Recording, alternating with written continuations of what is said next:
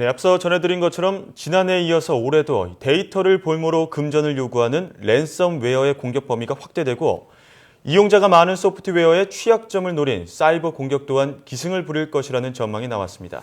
네, 보다 자세한 내용 성균관대학교 컴퓨터교육과 안성진 교수와 함께 알아보도록 하겠습니다. 교수님 안녕하십니까? 네, 안녕하세요. 네, 이 각종 사이버 위협이나 공격 정말 갈수록 진화되고 있는 것 같습니다. 이 지난해와 비교했을 때 올해 나타날 사이버 공격 구체적으로 좀 어떤 특징이 있을 것으로 예상하시는지 궁금한데요. 예, 최근에 2016년 올해죠. 사이버 보안에 대해서 여러 기업들이 그 위협 전망을 내놓고 있는데요.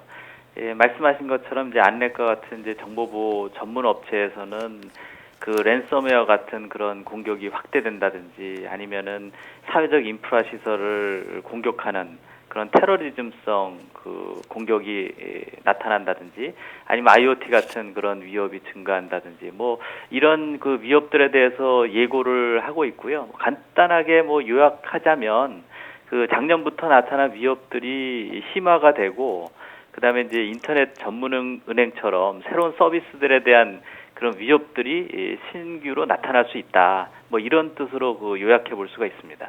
네, 지난해에는 또 특히 국제 테러 조직 IS가 여러 가지 해킹 수단을 매개로 해서 사이버 테러를 감행했던 것도 굉장한 이슈였는데요. 그리고 또 우크라이나에서 발생한 대규모 정전 사태의 원인 또한 사이버 테러로 드러났는데 이런 위협이나 공격도 이어질 것으로 보십니까? 저는 상당히 가능성이 높다고 보고 있습니다. 예, 국내에서도 전기라든지 교통, 가스 이런 그 사회 인프라 시설들을 그 기반 보호법이라고 하는 법 체계 내에서 보호를 하고 있습니다. 이런 시설들은 국민의 생활의 안전과 아주 직결되어 있기 때문에 공격을 받는 경우에 사회적 혼란이라든지 아니면 정부의 신뢰성에 타격을 줄 수가 있거든요. 예. 그 IS에서는 이제 한국을 테러 대상 국가로 정하고 있고 우리나라는 이제 남북한 대치 상황과 같은 그런 특수한 환경이 있기 때문에 이런 주요 정보통신 기반 시설에 대한 사이버 테러 시도가 상당히 그 도전을 맞을 것으로 저는 생각을 하고 있습니다. 특히 그 기반 시설 숫자가 증가하고 있어서 이를 그 종합 관리하는 정부 부처에서는 상당히 부담이 될 것으로 그렇게 판단합니다. 네, 이런 주요 시설에 해킹이라든가 테러가 발생하면 정말 큰 피해가 발생할 수 있기 때문에 더욱더 좀 미리 준비하고 예방을 위해서 노력하는 자세가 필요할 것 같은데요. 그렇다면 이 사이버 테러 위협에 맞서서 우리는 어떤 대응책을 마련해야 할까요? 다양한 대응책들을 준비를 해야 된다 이렇게 보고 있는데요. 그 사이버 테러의 주된 목표가 되는 그 기반 시설의 경우에는 이제 민간은 미래부, 공공은 국정원에서 담당해가지고 관리하는 그런 체계를 갖고 있습니다. 그리고 또 이제 각 정부 부처별로는 이제 사이버 안전센터라는 거를 운영을 해서 부처에서 소속되어 있는 그런 기반 시설들을 관리하는 그런 이제 정부의 어떤 체계를 구축하고 있거든요. 근데 이들 센터에서는 그 보안 관제라고 부르는 기술적 체제를 운영을 하고 있는데 이를 운영하는 그 인력에 대한 전문성 이걸 이제 강화를 좀 시켜야 되고요. 그다음에 이제 보안 관제에 대한 그런 역할이나 기능 강화를 통해서 그 빠른 대응을 하는 것이 필요하다 이렇게 보고 있습니다. 네, 미래부나 국정원, 사이버 안전센터의 그 컨트롤 타워로서의 체계나 전문성을 더욱더 강화하는 게 좋을 것 같은데요. 맞습니다. 네, 그런가 하면 사용자가 많은 소프트웨어의 취약점을 노린 공격도 해커들이 자주 사용하는 방법 가운데 하나지 않습니까? 지금까지 어떤 사례들이 있었고 또 이와 관련해서도 올해는 어떤 점을 조심하는 게 좋을까요? 그 소프트웨어 취약점에 대한 가장 일반적인 대응책은 패치입니다. 그래서 패치를 통해서 소프트웨어 최신성을 유지하는 것이 굉장히 중요하다고 볼 수가 있거든요. 근데 그 앞서도 나왔습니다만 현재 사용자들이 가장 많이 이용하는 소프트웨어가 인터넷 익스플로러인데 내일부터 이제 마이크로소프트사에서 그 운영 체제별로 사용 가능한 그 최신 버전의 인터넷 익스플로러를 빼놓고는 하이 버전은 지원하지 않겠다 이렇게 이야기를 하고 있거든요. 그거는 사실 이제 9버전의 인터넷 익스플로러를 사용하는 경우에는 취약점이 생겨도 패치가 안 나오게 되니까 이제 해커 입장에서는 이를 노리는 그런 공격을 할 수가 있고 이 사용자 입장에서는 속수무책으로 당해야 되는 그런 상황이 생기거든요. 그래서 사용자들이 빨리 자기가 사용하는 인터넷 익스플로러가 최신 버전인지 확인하고 그 패치를 서둘러야 할 걸로 그렇게 생각이 듭니다. 네, 아무래도 이용자 스스로 조금 보안 의식을 갖고 있는 게 제일 중요한 예방법이 아닌가 싶은데요. 예, 예. 네, 또 이제 사물 인터넷이 확대되면서 예. 무선 공유기라든가 뭐 네트워크로 연결된 장비, 뭐 스마트 카에 대한 관심도 점점 높아지고 있습니다. 예, 예. 그런데 이 사물 인터넷 기술하면 이 보안에 대한 우려가 늘 이렇게 꼬리표처럼 따라오는데요. 올해는 이런 문제들이 조금 해결될 수 있을 것으로 보시는지도 궁금합니다. 그 사물 인터넷이 점점 현실화되면서 말씀하신 그런 보안 문제가 계속 이슈로 떠오르고 있습니다. 네. 예, 작년 같은 경우에도 무선 공유기를 대상으로 한 공격도 있었고요. 그다음에 이제 인터넷에 연결되는 장비가 늘어나면서 얘네들을 이제 분산 서비스 공격 같은 걸로 일어나는 그런 실질적인 위협 요인으로 점점점 이렇게 나타나고 있거든요. 그리고 말씀하신 드론이나 뭐 스마트카 이런 것들도 이제 해킹으로부터 안전하지 않다라고 하는 그런 보도들도 여러 차례 나오고 있어서 2016년도인 올해는 아마 가시적인 사례가 보안 사고 사례가 나타나지 않을까 이렇게 우려를 하고 있습니다. 그래서 사이버 보안을 하는 학자들은 이에 대한 연구를 본격화하고 있다 이렇게 보셔야 되고요. 아마도 그 보안 문제가 해소가 된다 이렇게 보기보다는 연구를 본격화하는 그런 해가 되지 않을까 이렇게 생각이 듭니다. 네, 앞으로 연구 결과에 대해서도 기대를 해봐야 될 것 같습니다. 예. 또 올해 상반기 중으로 인터넷 전문은행이 출범을 앞두고 있는데요. 개인정보를 노리는 공격에 대비하는 방법도 전해주시죠. 뭐 일반 은행도 마찬가지입니다만 이 고객의 자산을 얼마나 잘 보호해 주는가 이런 준비를 얼마나 많이 하는가라고 하는 그런 은행을 선택하라고 말씀드리고 싶습니다.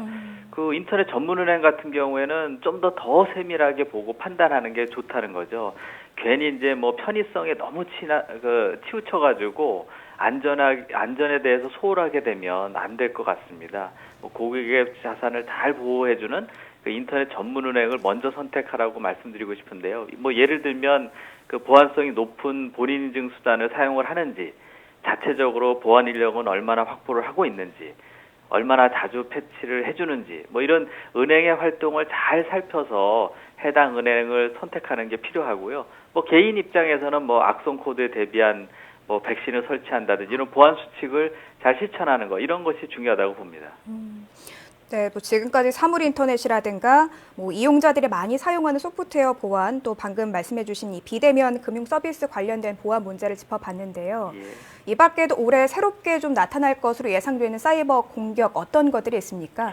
그 대표적으로는 지능적인 공격 형태가 늘어날 걸로 봅니다. 그러니까 예전에는 단순히 해킹을 해서 시스템을 마비시키거나 아니면 데이터를 공격해가지고 못 쓰게 한다든지 뭐 이런 형태였는데 앞으로는 이제 사후 파장을 고려해서 공격이나 혼란을 극대화시킬 수 있는 시점을 조정하는 뭐 이런 공격이 나타날 걸로 봅니다. 예를 들면은 올해 이제 총선이 있게 되는데 그런 시스템들을 해킹을 해서 뭐 90% 정도 미리 이게 그 장악을 해두는 거죠. 그리고는 내부적인 보안 체계가 이제 그 정도면 이제 피할 수 있는 상태에 두다가 파괴력이 큰 시점에 이걸 완성시켜서 정보를 유출하거나 파괴를 해가지고 이제 효과를 극대화시키는 공격 뭐 이런 형태가 아마 일어나지 않을 건가 이렇게 보고 있고요. 과거와 같은 단순한 그 공격 형태보다는 시점을 조절해서 파괴력이 큰 대상이나 아니면 시점, 공격 방법 뭐 이런 것들이 나타날 걸로 지금 예상이 됩니다. 네, 아무래도 해킹 수법도 학습 효과를 거치면서 더욱더 지능화되고 있는 것 같은데요. 예. 아까도 말씀해 주셨지만 패치나 업데이트가 중요하다고 말씀을 해주셨습니다. 컴퓨터나 스마트폰 등 개인 디지털 기기의 보안도 강화하기 위해서는 이렇게 패치나 업데이트를 하는 게 중요할 것 같은데요. 기기를 업데이트하기 전에 살펴봐야 할 점에 대해서 짚어주시죠. 뭐 몇 가지 주의해야 될 사항이 있습니다. 가장 기본적인 것이 그 스마트 기기를 뭐 탈옥을 한다든지 아니면 루팅을 한다든지 기기를 변경하는 경우가 있는데요. 그런 경우는 이제 보안성을 상당히 떨어뜨릴 수가 있기 때문에 이런 건 좀 자제를 해야 된다라고 보고요. 또 뭐 블랙마켓이나 이런 데서 앱을 다운로드하는 것 이런 것들도 역시 문제가 될 수 있습니다. 그 업데이트만 이제 초점을 맞춰서 보게 되면 보통 이제 업데이트를 하기 위해서는 인터넷 접속을 하게 되는데 내가 접속하는 인터넷이 안전한가라는 것을 고려할 필요가 있습니다. 뭐 공공장소에서 무료 와이파이 같은 걸 통해서 업데이트 같은 걸 하기보다는 신뢰성 있는 공간에서 와이파이를 접속을 통한 업데이트 같은 것이 하는 게 좋고요. 가정에서는 우리가 이제 무선 공유기를 많이 사용하고 있는데 이 무선 공유기도 사실은 그 펌웨어 업데이트가 가능하거든요. 그래서 이런 거를 해서 공유기가 해킹되지 않도록 하는 게 중요합니다. 해킹된 공유기를 통해서 업데이트를 하게 되면 잘못된 업데이트 서버에 접속해서 악성 코드에 감염될 수가 있습니다. 그래서 그걸 피하기 위해서는 이런 관점을 갖는 것도 굉장히 중요하다고 봅니다. 네. 아무래도 비인가 앱은 사용하지 않는 게 좋고 또 신뢰성 있는 공간에서 네트워크를 활용하는 게 중요할 것 같습니다. 예. 지금까지 성균관대 컴퓨터교육과 안성진 교수와 함께 이야기 나눴습니다.